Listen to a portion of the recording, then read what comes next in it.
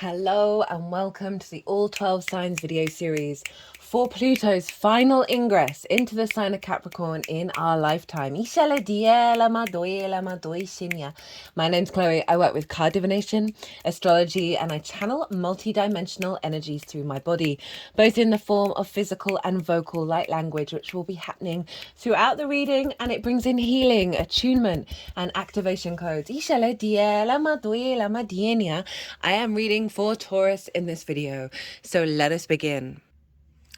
Taurus rising. How you doing, Taurus? So I read for the rising sign. So for those of you who have Taurus elsewhere in your natal chart, look to the house that it's in, the themes of that house.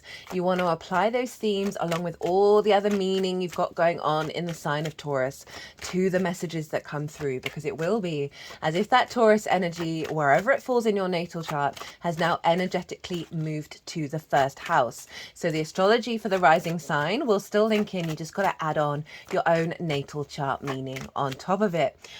First of all, there's a competition, the details of which are in the description box, and there are 3 readings up for grabs, so you can enter it as many times as you like. And that's out there at the moment.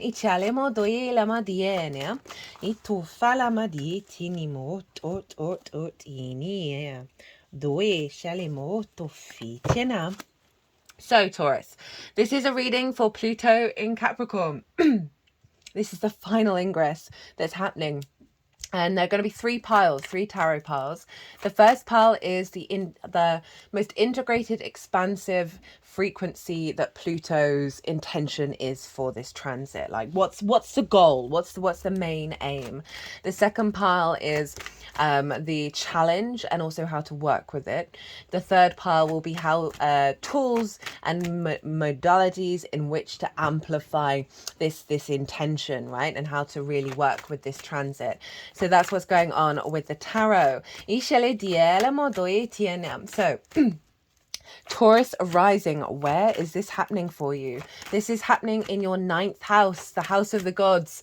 This is all about perspectives, your morals, your ethics, your philosophies, your connection to book, religion, source, nature, science.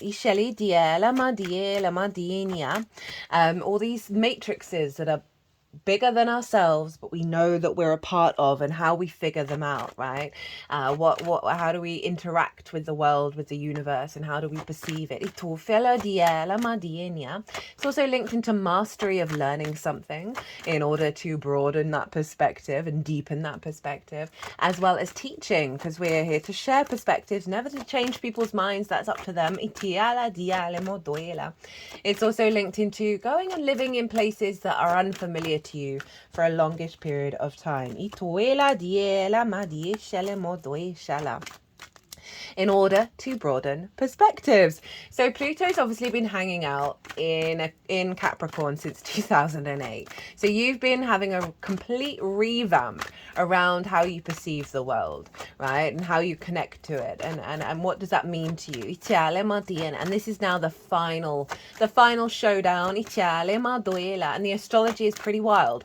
And I break this down in a lot more detail in the oracle reading, where I read all of these oracle cards and also brought in the major themes of the astrology. And in that reading, I sort of tap into, as I said, the most integrated and expansive frequency that this transit is showing up for us collectively. And so if you want to sort of have a deeper understanding about the intention, right, the high vibrational intention of this transit, go check that out, because then you can apply that to how it's showing up in your own life, whether that be challenges or blessings, just to give you a bit of perspective. So that's over in the oracle reading. And Pluto is making harmonious aspects to Neptune and Uranus in this transit. Now, that's the 3 outer planets that are not visible to the naked eye, getting involved with one another in a very harmonious way. And this is the sort of the transcendental planets, the sort of more galactic energy. They're going beyond the center of the solar system, more towards the Milky Way and the center of the universe, or whether the universe has a center or not, who knows. But essentially it's this sort of longer term archetypal core foundational energy that that's showing up here, right? Some big shifts in the energy field, because obviously these are longer term cycle planets, and so they're all in harmonious aspects to one another. How fantastic! But they're also all retrograde, and so the way that I've been feeling that this is coming through is there's some big shifts around power, perspective, and liberation, right? And how we engage with the world and the universe and our perception around that from a place of authority and power. And so Neptune, where is Neptune? Neptune's over in your 11th house, your hopes and dreams, friends, groups and alliances. And that's so funny. These two cards semi came out before. Italia dielema ot inima it ot ishelema otofala di elema itofala di tofini. I'll reference it again when we get to the tarot. So hopes and dreams, friends, groups and alliances, and reaping the benefits from your 10th house. Now Neptune retrograde for me is very much the pulling back the veil that magic or the unseen or the co-collaboration source, the multi-dimensional sphere isn't real. Pluto over in Capricorn is recalibrating our capacity to build in the long term from a place of deep-rooted power that honors the cycles of life, death, and rebirth. And with that Neptune energy, which is sort of the all-encompassing source energy, the multi-dimensional sphere, all the frequencies, all the dimensions, it's the mystic, right? It's there are no boundaries. It can be hyper-stimulated. The illusions and the peeling back the veil. So we have this in your hopes and your dreams, forming a sextile to Pluto. And a sextile is an aspect of Venus. And now Venus wants us to feel good in the 3D world. She wants us to connect, feel appreciated and valued, a sense of harmony and grace and desire and love and creativity. So we've got these two planets, and this is when they make sextiles together, this is a huge thing for the collective consciousness, right? And not only that, but they're in collective signs. They're in Capricorn and Pisces are the collective earth and water signs, respectively. And so we've got this harmonizing energy between Pluto and Neptune in your perspectives and your hopes and your dreams. So there's a reshifting of your perception around consciousness and how that engages with the 3D reality. And with all of this can bring up a lot of big archetypal wounds, as well as a lot of wisdom, a lot of old paradigms, a lot of old dogma, because Pluto is obviously linked into the ancestors. And so this harmonization between these two is really helping you build from a stronger foundational perspective in regards to your hopes and dreams with working with new parameters around the magical reality that we currently exist in. There may be wounds that come up and difficulties that come up around limitations around being able to receive, being able to perceive the abundance, the true reality. I mean, we're always peeling back layers, right? That has impacted the restrictions around your capacity to expand in a way around your hopes and dreams, that around frustrations over the life path. Of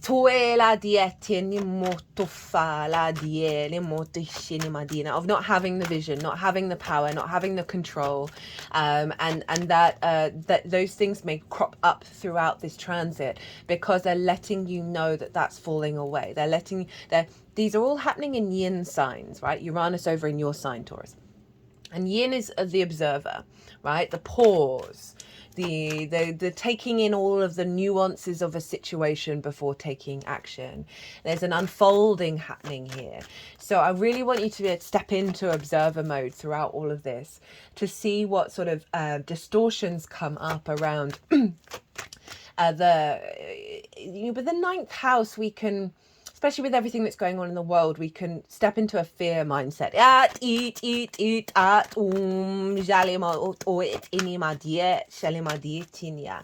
And that Neptune is really calling us to bring in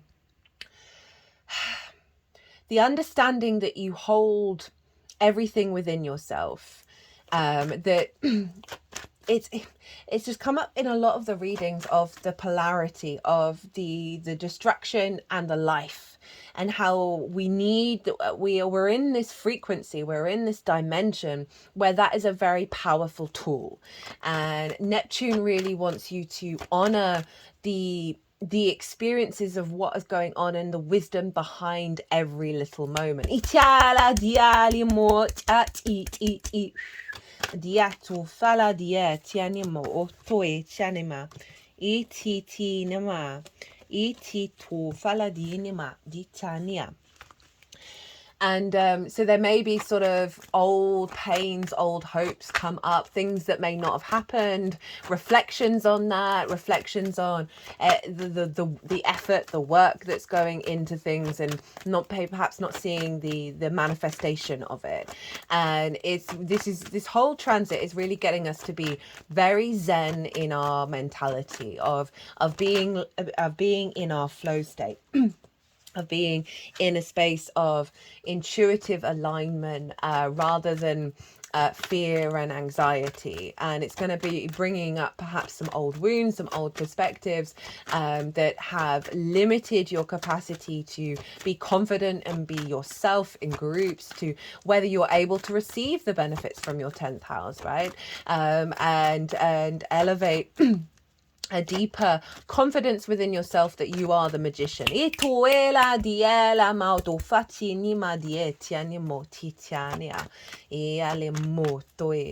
Because Neptune and Pluto are harmonizing your perspectives in alignment with your hopes and your dreams of how your life path is going to unfold. You're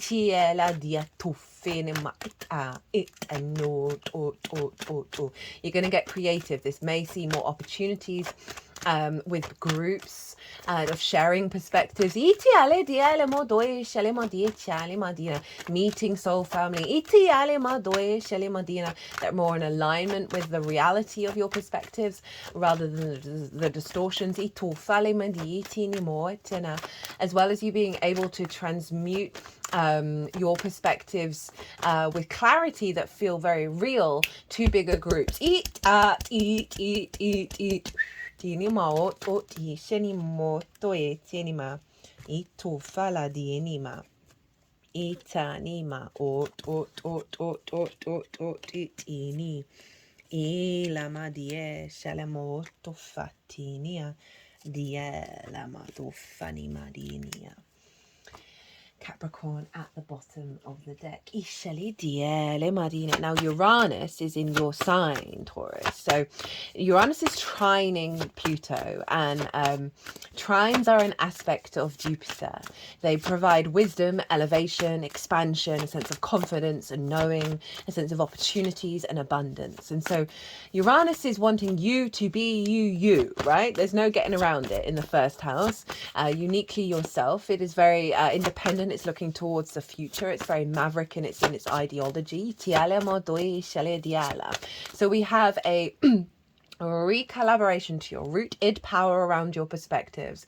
There's going to see you're going to see through your actions, right? How your embodiment of self, the alignment coming through, right? Sudden shifts and changes in your embodiment of being able to put into practice those perspectives. And obviously Uranus is sextiling Neptune. over in your hopes and dreams, friends, groups and alliances, and reaping the benefits from your 10th house. So it's got some really beautiful formation with two collective signs, Pisces and Capricorn, doing some deep healing here and some deep activations that serve the long term, but through the individual experience of Taurus, right? So there's a new understanding of your capacity to take action that propels you into the future, that facilitates and expands your perspective and your understanding of the world in alignment with your hopes and dreams. And this is going to funnel through your embodiment, right, of finding more new pathways as you understand yourself at a deeper level and understand your capacity to hope and dream in a broader way. Tinia Dinama Doshelime work out one more itiale mo inima itinimoro shelemadiatiania.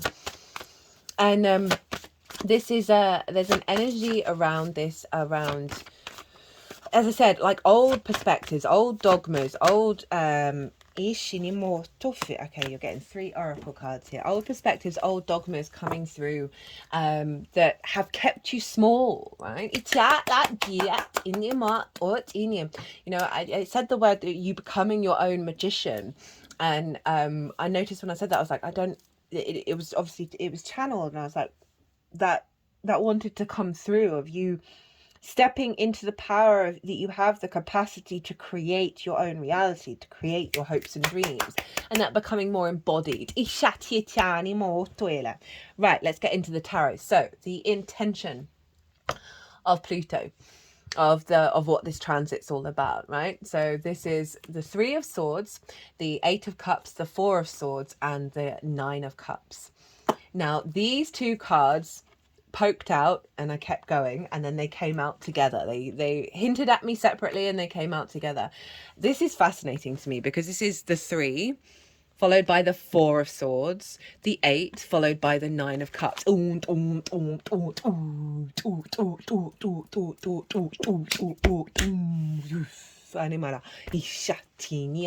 We have the mental suit and the emotional body here. And so we have the 3 of Swords. Now, so perspectives that have caused heart pain, heart discordian energy, right? This isn't just about romance. This is ideas, words, spells, limiting beliefs, perceptions that have blocked your heart from truly beating, right? From truly guiding you through the world.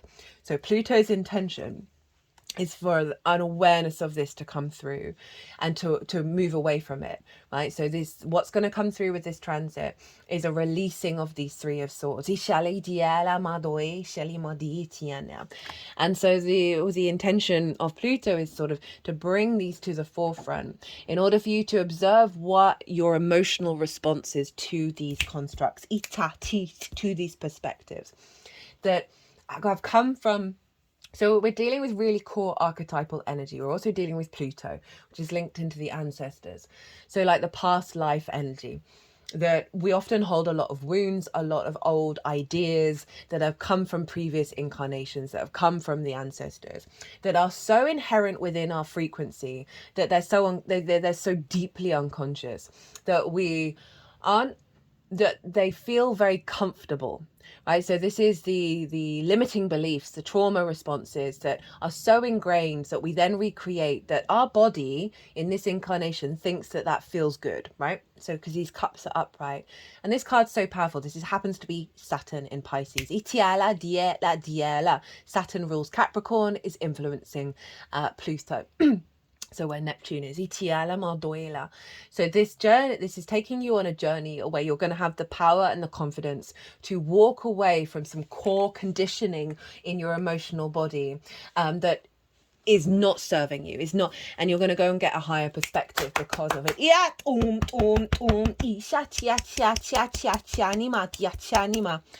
This is also an eclipse card.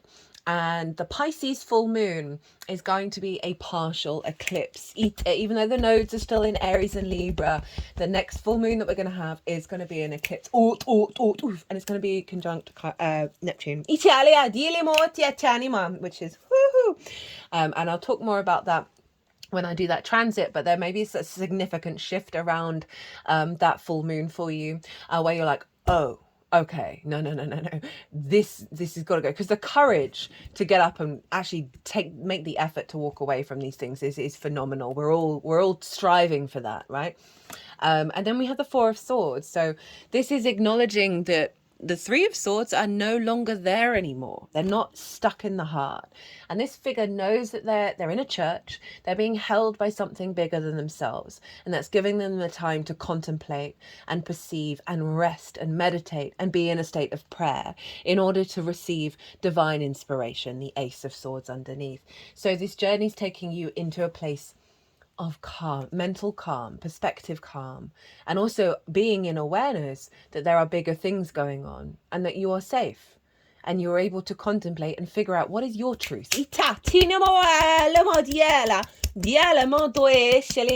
Not the previous emotional conditionings.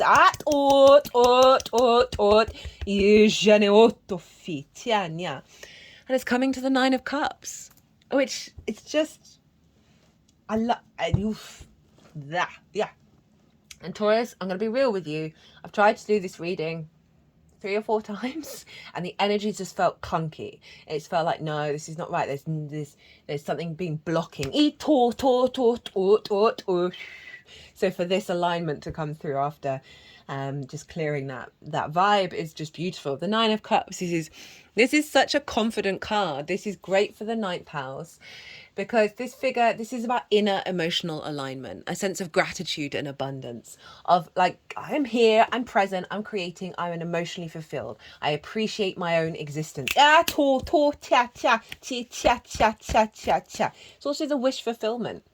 So we can tie that into the 11th of your hopes and your dreams, that you're going to be embodying in a frequency of emotional contentment that is going to help create and build those hopes and dreams. So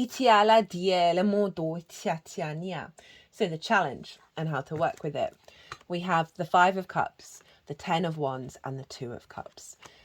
So the challenges that are going to come up are grief and overwhelm, right? That which has been lost, not feeling the flow, not feeling the abundance, perceiving the world and just being like, what the fuck is going on? Like, there's so much pain, there's so much grief out there, and that it can bring in a heaviness and a stagnation that is understandable and part of the process in order to move through it and honor those feelings.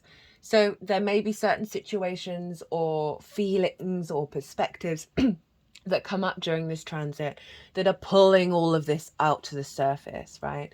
Because this brings it all up in order to be released. And then the 10 of Wands is, the beast of burden, right? All the work, all the effort, can't enjoy life, cannot even see that it's a beautiful day, can't rest. So this is such a dense energy around how you perceive the world, right? How you perceive and understand your existence. And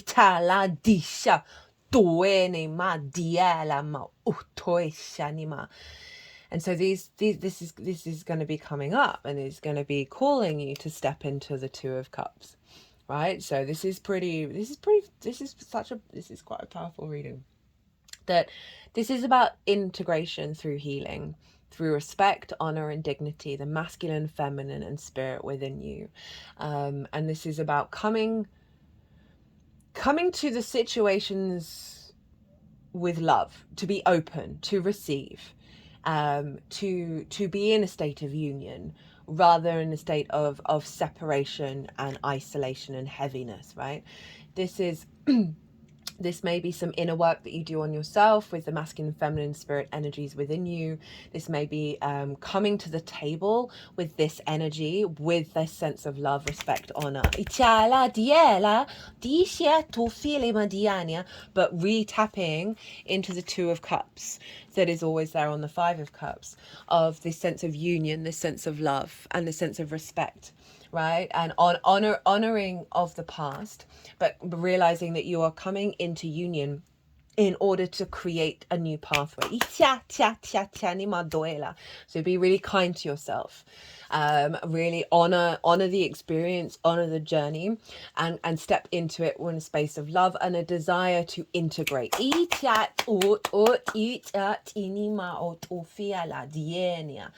We have the devil at the bottom of the deck, and this is Capricorn energy.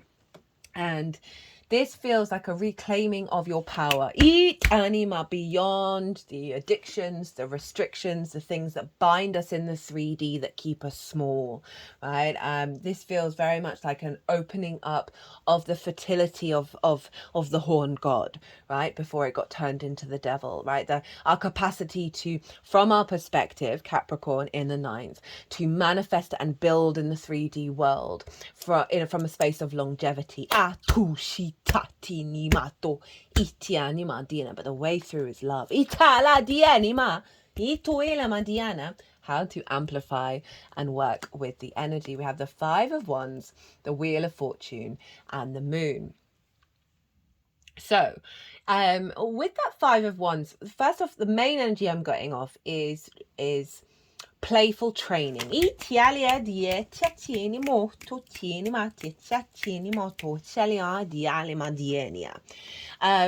understand that there's got a lot of energy going on right now. There may be a lot of different perspectives that are coming in and out, your understandings of the world, and observing where there's friction, observing where there's because they're all sort of butting heads with one another, observing where there's friction and trying and sitting in a space of wisdom with where that friction's coming from, and how to understand that this is a process that is helping you get into this abundant state of the Wheel of Fortune.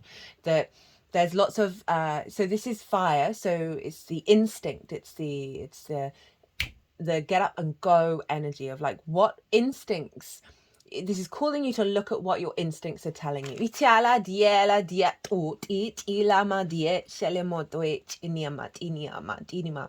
it's to simply observe that there may be instincts that lead to conflict and to fight, not fighting, but sort of like you sort of like butting heads, or there's an element of needing to be right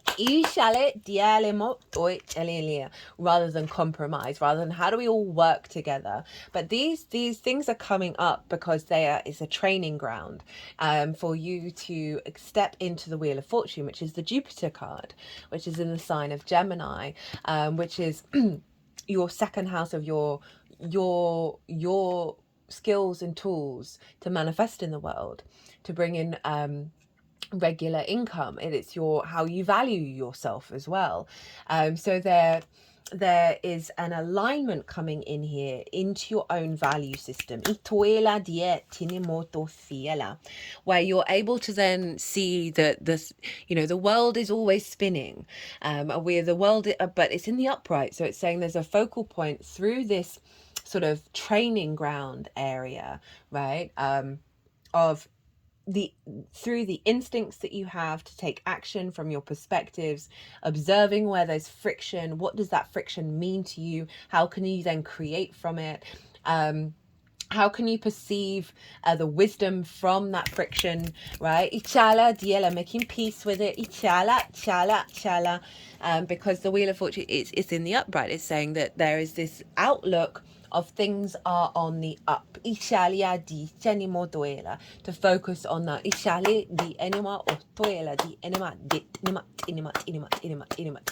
a Jupiter card. Jupiter's very generous of spirit, very jovial. So there may be something around when this is kicking off, right, is to find an element of laughter, find an element of the bigger picture. And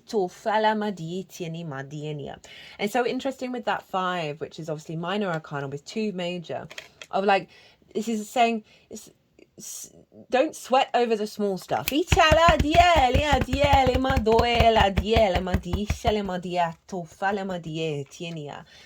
there's a bigger picture to why there may be some chaotic energy going on. And as I said, making peace with it. We then have the moon, which is Pisces, but the moon represents evolution through our intuitive body, through our softness, our sensitivity, and there's an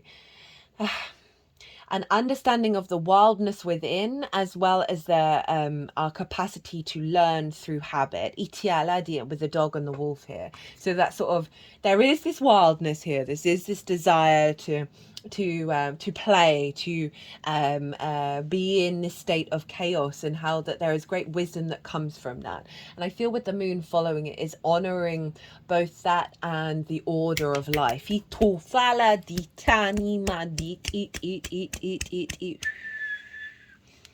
know, obviously the moon is that sort of the things that are unseen, the things that are hidden from us, and making peace with it. They just put it at my third eye. But I really do feel like that wolf and the dog, of the honoring the union of 2 parts of self. And that's going to bring you into a state of power.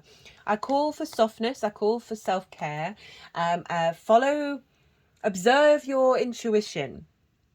Observe your intuition. Observe what messages you may be getting through, and give that space as well, right? So for some of you, it might be about you've been blocking off that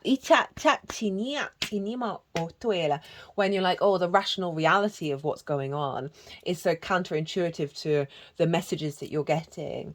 I just want you to observe them and not dismiss them. So it's not necessarily putting credence into it, but it's certainly allowing space for that side of you to come out.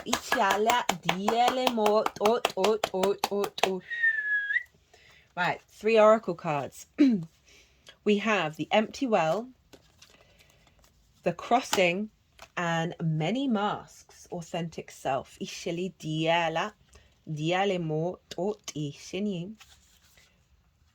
Nothing here, time to replenish, diminishing yourself for another. The empty well reveals that there is nothing here for you. The well is dry, the desert is encroaching on your once fertile garden. It's time to face this harsh reality and move on. Give gratitude and thanks for the abundance you have experienced, and let spirit guide you to your next destination.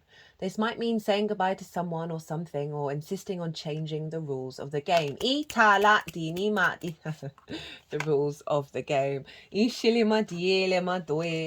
All right, okay, so this is about playing around with different perspectives, different rules of how you perceive the world that are coming from a more optimistic and sensitive and intuitive frequency.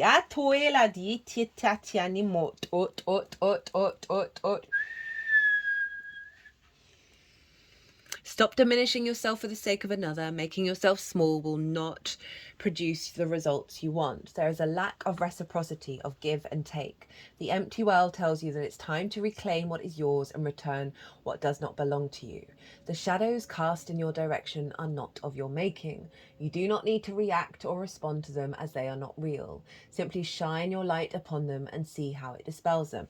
Okay, so again, another sort of message with this is, with the potential chaos that may be going on, or the drama of it all, is for you to get into the perspective of, there's bigger stuff going on.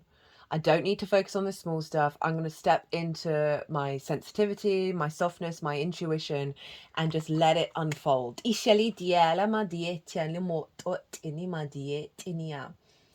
shadows are projections that you are confusing for reality. You have been offered a shovel. Receive the empty well as a gift. Do not exert your energy or waste your resources by repairing or mending the rope.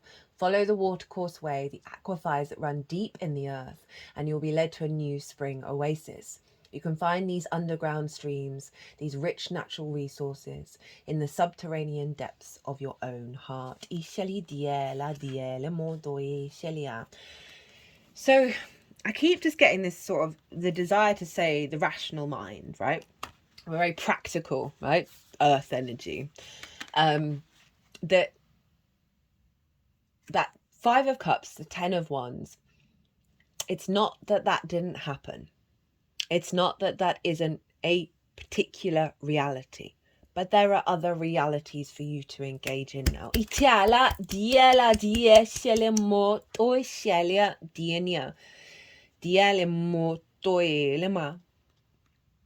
There's a fluidity that's coming in that's helping step outside of needing things to be fully rational. The crossing, rite of passage initiation. You've come to stand on one side of the river. The opposite bank leads into the darkness of the eternal cave, where the old dies and then is born again. This is a place where time is forgotten and the seasons cease their dance and stand still, as if in a temporary repose. You must cross the river now, honouring and respecting this transition, for it's time to say goodbye to your old ways of navigating your world. Don't be afraid you've come to the edge of the river, because you're ready. You're ready to let go of what doesn't serve you and all the ways in which you've kept yourself from truly living. Intimacy requires vulnerability and truth. Can you strip away the masks and the barriers of false strength to discover what you're really made of? Step into the boat waiting for you. Let it carry you into the cave where the shadows are waiting to be illuminated so you can be born again into the world without denial or artifice. Making the crossing is a beautiful, powerful act of the highest love. So it feels like that transition into the moon energy.